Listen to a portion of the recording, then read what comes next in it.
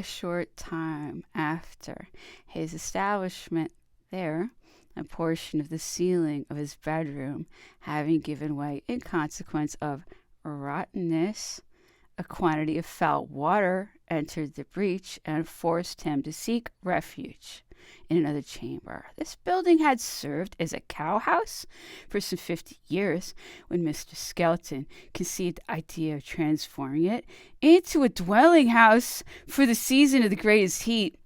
The operations were carried on by negroes and sailors with a precipitation which rendered any degree of care impossible. They had contented themselves with carrying away the dung, and had constructed the flooring of fir without changing the roof by simply nailing boards on planks of fir placed upon the clay sole of the cow-house. Everything was completely rotten. As they were turning to Jamestown, the emperor marked a modest cottage about a mile before arriving at the entrance of the valley. He expressed a desire to see it and to remain there some time. This cottage was inhabited by the family of Mr. Balcombe. The family was highly gratified at the honor done to them, expressed their pleasure in a cordial and lively manner, and offered to put their whole establishment at the emperor's disposal, in case it should suit his views to remain at Briar's till Longwood should be ready to receive him. The emperor accepted this hospitable offer in part, and said that he would willingly lodge in a pavilion detached from the principal dwelling house, on condition that no difference should be made in the habits of the family.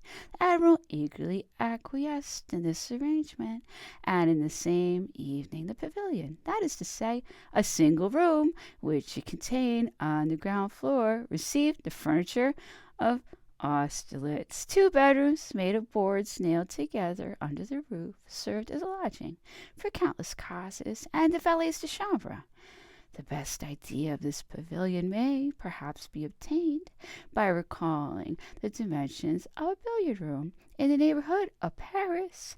Great was our astonishment when the Grand Marshal on his arrival informed us that the Emperor had stopped to dine with the family of Balcombe, and intended remaining some time at Briar's. Mr. Balcombe had 2 amiable daughters, Eliza Jane and Betsy. The latter especially was a charming girl, spoke French well. She was then about 12 or 13 years old. This necessary separation was a great disappointment to the rest of us, but regrets were useless. The Grand Marshal informed countless causes that he was expected to set off immediately for the Briars. Messieurs Marchot and Saint Denis were also sent thither.